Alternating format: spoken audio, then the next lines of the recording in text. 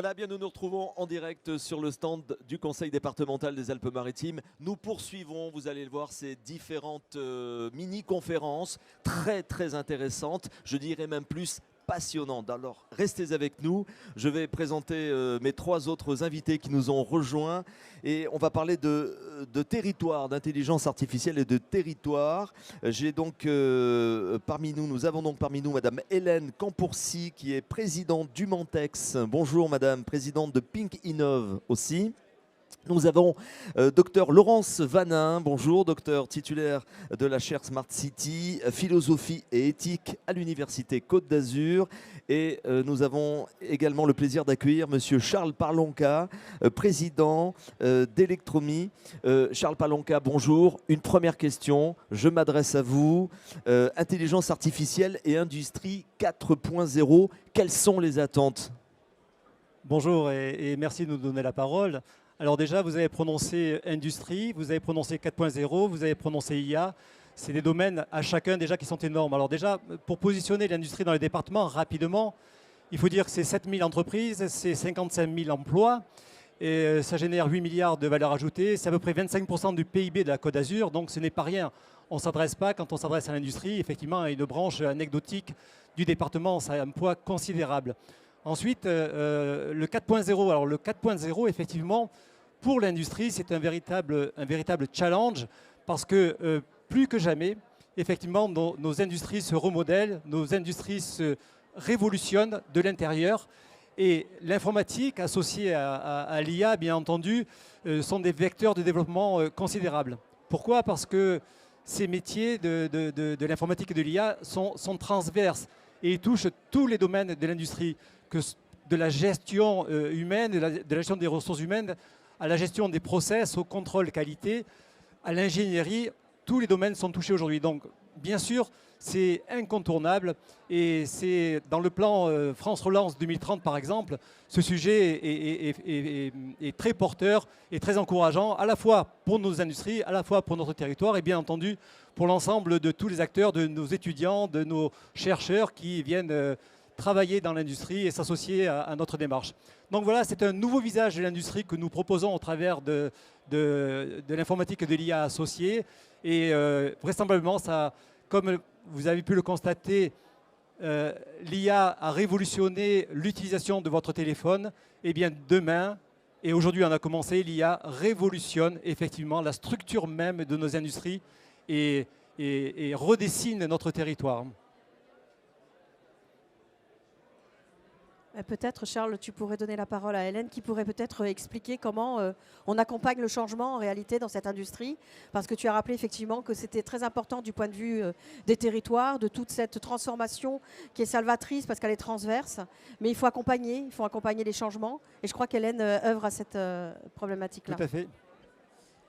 Merci Laurence d'avoir posé la question, merci Charles.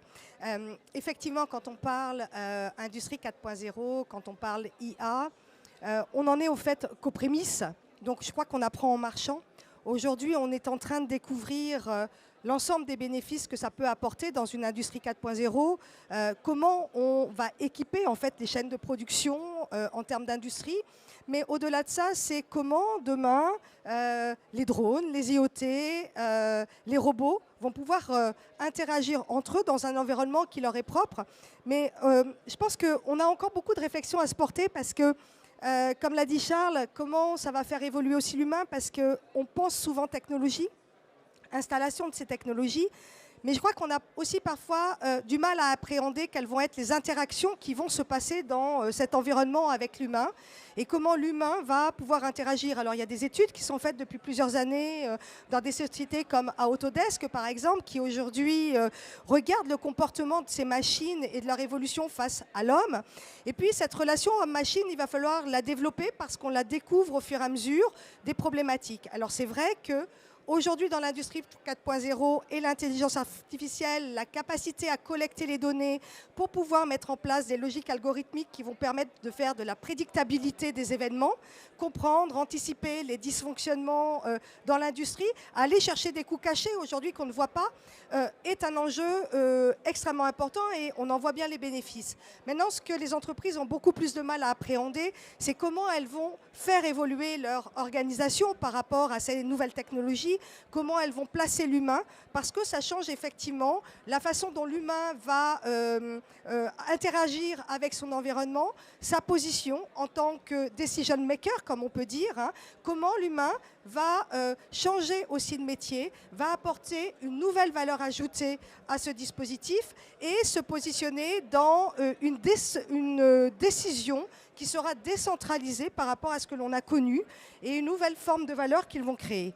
Donc du coup, quand on est dans ces environnements d'industrie, mais je pense qu'on voit la même chose hein, quand on parle d'intelligence artificielle et d'industrialisation dans la Smart City. Aujourd'hui, on rencontre effectivement de nouveaux paradigmes, de nouveaux paramètres qu'il faut prendre en compte et qui changent la façon en tout cas de coopérer. Hélène, je vais rebondir sur ce que vous venez de dire, qui est bien entendu extrêmement pertinent. Et je tiens à préciser une chose, c'est qu'en fait, on se rend compte que l'industrie 4.0, c'est dans ces 4.0 tout un avenir qui se dessine et qu'il faut déjà penser, anticiper. Et la Smart City, qui est un projet de ville intelligente, où tout est relié et normalement tout est assez agile, on est dans une situation où on anticipe les phénomènes, les catastrophes, la nécessité d'être autonome. Et une industrie est un des pilier fondamental de l'autonomie, à mon avis, d'une ville, et pas seulement un pilier économique, vous l'avez souligné. Ce qui est intéressant, c'est que par exemple, on puisse réfléchir à l'université pour ouvrir à de nouvelles formations, parce que tous ces nouveaux métiers, vous l'avez très bien dit tous les deux, s'accompagnent d'un changement de paradigme pour changer les mentalités, pour se préparer à ces nouveaux métiers, à la disparition de certains, à la transformation d'autres. Effectivement, il est très utile et pertinent d'avoir des scientifiques, des chercheurs qui puissent penser ces modèles-là en dehors peut-être aussi du business model type, de manière à ce que les deux se complètent et se combinent. Ensuite, qu'est-ce qu'on peut dire sur l'industrie 4.0 ? Eh bien que l'IA est partout. Elle va être simplement pour la gestion du personnel et puis pour toutes les organisations. Mais on en retrouve aussi dans toutes les mécaniques, les objets qui nous parlent, les objets qui vont faciliter peut-être le quotidien, mais aussi dans ce rapport objet-machine, quel est cet humain qui va s'approprier l'exosquelette pour moins forcer ? Quel est cet humain qui est derrière le robot ? Parce que bien évidemment, on se retrouve dans une configuration où l'industrie 4.0, moi j'aime à dire avec la chaire Smart City Philosophie et Éthique, il faut penser déjà le 5.0 avec derrière en filigrane le projet peut-être de la déclaration des droits de l'homme et du citoyen qui pose que nous avons tous les mêmes droits, quels droits pour les machines, quel rapport entre l'homme et l'humain, quelle sagesse on va développer au cœur de tous ces modèles qui vont nous transformer notre quotidien, faire évoluer les métiers et faire évoluer les démarches. Ça, je pense que c'est extrêmement intéressant. Et je vais d'ailleurs en profiter pour poser la question à Charles. Charles, finalement, vous êtes dans l'entreprise, tu es dans l'entreprise. Et quelque part, ces changements, tu les vis au quotidien parce que tu as bien entendu la responsabilité, la charge du président de l'entreprise. Mais en même temps, tu es dans la modernité puisqu'il faut que tu accompagnes aussi et que tu aies des étudiants qui viennent faire des stages chez toi pour pouvoir se préparer aussi et accompagner le changement et faire évoluer aussi ton entreprise avec ces chercheurs qui viennent chez toi. Oui, bien sûr, c'est tout un écosystème encore. Hein. L'entreprise aujourd'hui, ce n'est plus un acteur isolé, c'est un acteur qui est en interaction avec son territoire, notamment avec la recherche et l'éducation nationale. Et il est vrai que quand on parle d'IA, en définitive, la première chose qui nous vient à l'esprit, c'est que l'IA va prendre en charge des tâches que l'humain, enfin en tout cas que l'employé, le collaborateur, ne fait pas assez bien ou ne fait pas avec suffisamment de précision ou alors le fait mais avec des risques. Par exemple, quand on parle du zéro défaut dans l'entreprise, c'est une recherche absolue le zéro défaut parce que c'est la productivité qui est associée aussi.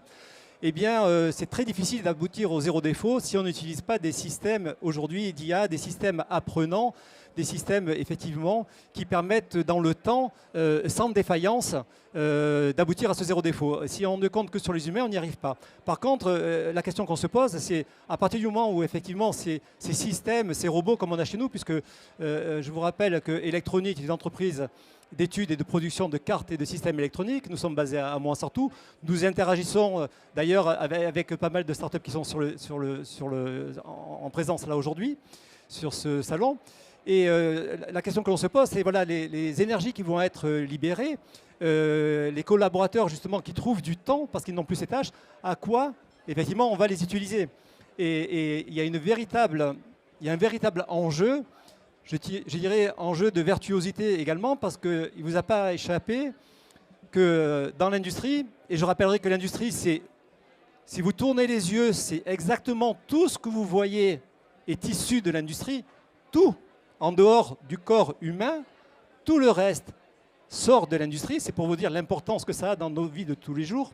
Effectivement, il ne vous a pas échappé qu'avec ce point de bascule en 2015 de l'accord de Paris, nous avons des enjeux colossaux aujourd'hui à mener sur l'impact à la fois de nos industries mais de nos écosystèmes sur la planète. Donc aujourd'hui, je pense que les esprits qui se libèrent peuvent effectivement collaborer à cet enjeu majeur, à cet enjeu planétaire, associé à l'IA aussi, parce que pour aller ingurgiter l'ensemble de toutes les données qui nous permettent d'avoir une vision cohérente sur l'avenir, il nous faut effectivement aussi des machines et des systèmes. Ben, je voudrais juste rebondir sur ce que tu dis, Charles, parce que je suis complètement d'accord. On est dans un monde où on attend à 2025 175 zeta-octets de données. Ce qui veut dire que sans l'IA, on ne pourra pas les traiter. Mais se pose quand même la question, et tu l'as soulevé, de quelle est l'empreinte carbone du numérique. Et quand on voit ce qui arrive avec ce que dit le GERC, je pense qu'il y a des choses qu'il faut effectivement anticiper et voir comment on peut faire. Au-delà de ça, ce qui va être intéressant aussi, si on est purement sur la relation ESG, c'est de voir comment on va pouvoir désiloter les organisations de telle sorte qu'on puisse aller plus loin. Donc, quand on parle d'industrie 4.0, quand on parle d'IA, ça veut dire que déjà, on a une approche à la fois holistique et systémique pour pouvoir faire évoluer l'ensemble des organisations. Et surtout, je pense qu'il faut aussi commencer par du pas à pas si on revient purement à l'humain. C'est-à-dire commencer petit pour apprendre au fur et à mesure, itérer toutes les méthodes qu'on connaît en méthode d'innovation pour pouvoir ensuite industrialiser le système. Et du coup, former les équipes à penser différemment, à utiliser l'ensemble de ces données de telle sorte qu'on puisse être beaucoup plus efficace et productif, tout en étant dans une logique de valeur ajoutée du respect humain. Et je pense que là, il y a un vrai travail d'appropriation en termes de changement des organisations qui est à mettre en œuvre par rapport à ça et à développer dans cette logique-là, mais d'avoir cette approche totalement systémique dans cette relation homme-machine avec l'impact à la fois social, sociétal et bien évidemment environnemental. Alors moi, je vais me faire un peu l'avocat du diable parce qu'il faut à un moment donné nuancer tout ça. Effectivement, je considère que l'intelligence artificielle va pouvoir permettre de faire des grandes évolutions, de grandes avancées et faire évoluer toutes les organisations. Bien évidemment, on va faire évoluer les métiers. Il y a des tas de belles choses et il y a un réel enthousiasme et un engouement pour ces nouvelles technologies qui transforment complètement la vie dans l'entreprise, mais aussi dans l'industrie et dans la cité, pour faire plus large la Smart City. Mais ce qui est intéressant, et moi ce qui m'interpelle aussi, c'est de me demander, est-ce qu'on n'a pas énormément d'attentes aussi vis-à-vis de cette industrie? Est-ce qu'on n'a pas aussi beaucoup d'attentes vis-à-vis de l'IA? Est-ce que l'IA pourra tenir toutes ses promesses? Parce qu'il faut quand même des ressources. Est-ce qu'on aura suffisamment de ressources pour tout cela? Comment va-t-on penser des solutions à moyen terme pour compenser les manques de ressources que nous aurons peut-être en cours de réalisation? Ça, c'est une des questions que posent les philosophes, enfin la philosophe que je suis. Je m'interroge là-dessus. Et puis aussi, comment... quand ces organisations vont se mettre en place avec de l'IA, comment les hommes vont se réapproprier l'espace dans lequel ils se situent. Parce qu'à mesure qu'on travaille avec des IA, on peut développer un esprit paresseux. Si elle a déjà tout calculé pour moi, elle a déjà préparé cette aide à la décision, eh bien, comment je me positionne, moi, si je dois réfléchir et est-ce que je ne vais pas tout simplement valider, cautionner l'IA sans réfléchir plus que ça? Donc, comment on se positionne avec un esprit critique pour faire évoluer tous ces projets? Et puis, en même temps, bien évidemment, comment l'humain va changer de comportement à mesure qu'il fréquente des IA. Et je crois qu'il y a un impact. Autant avant, l'industrie, c'est le lieu où on travaillait. Maintenant, c'est un lieu où on a des relations avec des objets qui nous parlent. Et donc, il y a des interactions qui se modifient aussi. Donc, je pense que la question est importante aussi. Quelles attentes, mais aussi quelles seraient les non-attentes et surtout quels seraient les risques à trop vouloir tout axer sur l'IA, avec peut-être une volonté parfois de penser que l'IA, parfois, ça ne marche pas. Complètement. Alors, sur l'IA qui ne marche pas, non, je voudrais juste rebondir sur un aspect déjà. Il ne faut pas se tromper non plus, parce que quand on parle de l'IA, on parle aussi beaucoup de dématérialisation. Et il faut savoir que derrière l'IA, il y a du silicium. Donc, ça veut dire aussi que plus on va utiliser de l'IA, et plus vous allez avoir des industries derrière qui vont pédaler pour fournir la possibilité que cette IA travaille. Donc, vous voyez qu'il y a un cercle vicieux aussi, et souvent, quand on parle de dématérialisation, on oublie le coût matériel de cette dématérialisation et l'empreinte carbone, effectivement, de cette IA. On pourrait presque ajouter aussi autre chose. Tout à l'heure, je parlais de l'industrie 4.0 puis 5.0. J'ai presque envie de dire aussi qu'on va rentrer maintenant avec le métaverse dans la méta-industrie. Et on risque d'avoir des modélisations de showroom ou même d'espaces de travail où on va dans un métaverse. On est au-delà de l'univers, on est dans un parallèle de l'univers, mais qui est un prolongement d'un monde réel. Comment va-t-on positionner l'industrie dans cet arrière-monde, j'ai envie de dire, un peu comme les philosophes utiliseraient, pour pouvoir ensuite générer de la ressource, réenchanter les écosystèmes et comment, en même temps, créer de la ressource travail, sachant que ces métaverses, il faut après, ensuite, surtout s'il y a de la Bitcoin, etc., il faut aussi il faut miner tout ça et il faut des data centers qui nécessitent beaucoup d'énergie. Donc, comment penser à moyen terme et voire même à court terme des énergies qui seront moins polluantes pour une industrie 4.0 qui soit aussi désirable parce qu'elle est un vrai confort pour l'humain. Et là, je vais juste rebondir avant de passer la parole à Hélène. Le grand questionnement, d'ailleurs, tu en as parlé, c'est l'énergie également. Et par exemple, aujourd'hui, on rêverait d'une énergie hyper faible en impact. Voilà, imaginons demain qu'on maîtrise complètement la fusion nucléaire. C'est-à-dire qu'avec très peu de matière, on arrive à faire une énergie colossale. Allez, on se plonge dans le film Retour vers le futur. Je suis capable de jeter dans ma voiture une canette, une peau de banane, et avec ça, je fonce et je roule. Donc c'est magnifique. Le problème, c'est qu'est-ce qu'on va faire de ça? Ça veut dire demain, par exemple, si on fabrique un téléphone qui a 10 fois plus de possibilités et qui consomme 100 fois moins, est-ce que je ne vais pas développer des usages de ce téléphone et un comportement qui va nous conduire effectivement à une vraie catastrophe? Pourquoi? Parce qu'on peut aller encore plus vite et plus fort. Le problème, c'est de savoir qu'est-ce qu'on fait de l'utilisation de toutes ces avancées. Et c'est là que l'humain a son rôle. Et c'est là que l'humain doit jouer le rôle, enfin, je ne dirais pas d'arbitre, mais en tout cas, il y a une vraie réflexion là-dessus, quoi. Voilà, parce que sinon, c'est une poursuite en avant. On va faire ce qu'on a fait au XXe et au XXIe siècle, enfin, et au début du XXIe siècle. Et je crois que ce n'est pas ce que demande la population. Je crois franchement que ce qu'on demande, effectivement, c'est effectivement plus de bien-être, plus de confort, mais pas à n'importe quel prix. Et on en mesure bien aujourd'hui les enjeux. Et surtout en période électorale, on en mesure encore plus les enjeux, quoi. Notre avenir, vraiment, il est entre nos mains. Il faut savoir ce qu'on fait de tous les deltas que l'on gagne chaque jour. Voilà. L'IA nous aide à gagner des deltas de façon, j'allais presque dire magique et colossale. Le problème, c'est qu'est-ce qu'on fait de ce qu'on gagne? Voilà. Est-ce qu'on va encore plus loin, plus fort et on consomme encore plus?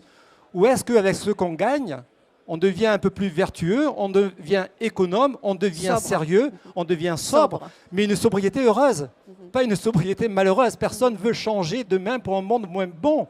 On veut toujours du plaisir, on veut avoir, dans cette vie, on veut jouir de tout ce qui nous anime. Mais pour cela, il faut quand même passer par une réflexion, j'allais dire, humaine, associée à l'IA, mais une réflexion humaine. C'est pour ça que je parlais tout à l'heure d'esprit critique. Donc la formation, l'éducation, l'accompagnement ont une importance colossale et dès le plus jeune âge pour avoir les bons réflexes, les bons gestes. Garder l'esprit critique, c'est-à-dire savoir aussi avoir un droit à la déconnexion. Et puis dans l'entreprise, redonner du sens. C'est-à-dire qu'il y a un sens pour l'instant qui est marqué, mais avec ce changement, il va falloir peut-être réorienter j'ai presque envie de dire les points cardinaux de la réflexion et de la vertu. Donc oui, régénérer du sens, comprendre la démarche pour pouvoir non seulement former des esprits alertes et heureux dans cette nouvelle industrie, mais aussi redonner du sens à cette industrie parce que l'homme n'est pas un moyen, c'est pas une finalité juste un homme consommateur, justement, mais un homme qui pourra être satisfait par le produit de l'industrie et qui pourra s'épanouir dans sa cité et avoir, comme tu le disais très justement, une sobriété heureuse et pas une sobriété qui serait de la frustration. Et donc le monde dans lequel on est, qui fabrique même le superflu, il va peut-être falloir, on sort de la période Covid, repenser les fondamentaux, peut-être ce qui fait plus de sens pour nous, peut-être à un moment donné la sobriété, la considérer aussi comme un moment où on ralentit peut-être pour apprécier mieux les choses. Il faut savoir quand même que la révolution et même l'IA, si on repense à Turing, ça date de 70 ans seulement. Donc on est dans un tel bond en avant qu'il faut aussi laisser le temps aux hommes et aux femmes, bien entendu, d'intégrer ces changements et de pouvoir quelque part mûrir aux objets pour que les objets ne nous façonnent pas à leur image, mais qu'on soit bien les maîtres de ces objets et qu'on oriente vers nos destinées en fait.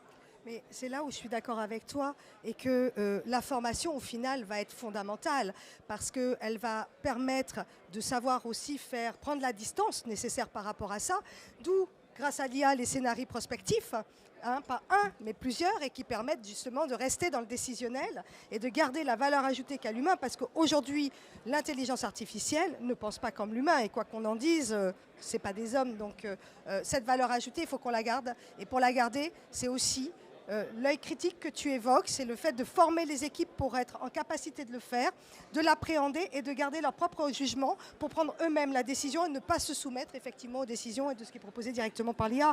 Aujourd'hui, l'IA n'a pas d'émotion.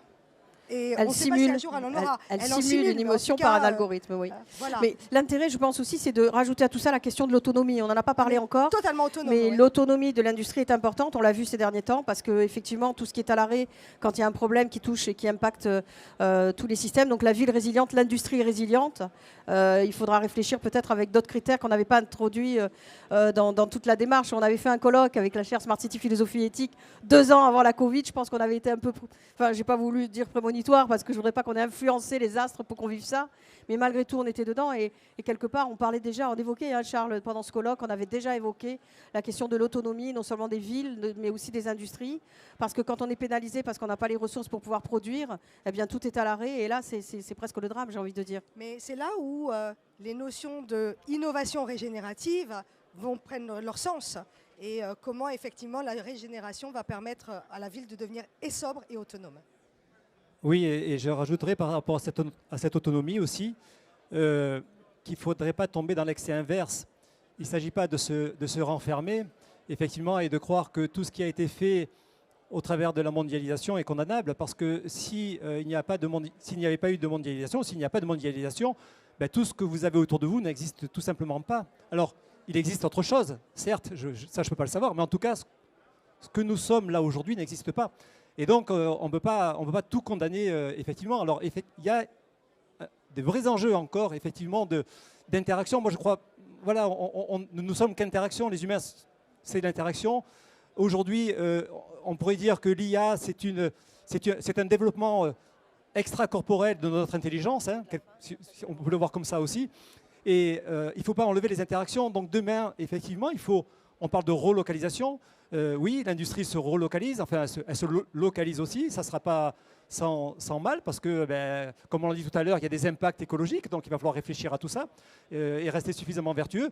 Mais pour autant, il va falloir enrichir nos interactions avec la planète, avec le monde, avec l'Asie, avec les États-Unis. Il faut continuer ces interactions, c'est essentiel quoi, de continuer, par contre de façon raisonnée, de façon partagée, et voilà, on est tous là. Juste pour rebondir sur ce que dit Charles, je partage complètement ce point de vue-là et c'est à la fois raisonné et raisonnable, hein, dans l'essence du terme de sustainability, en termes d'innovation. Et je pense qu'on a encore beaucoup de choses à innover en termes d'interaction pour apprendre à cohabiter ensemble. Mais en tout cas, on a vraiment besoin de l'IA pour évoluer. On l'a assez démontré, je pense, pendant ces échanges.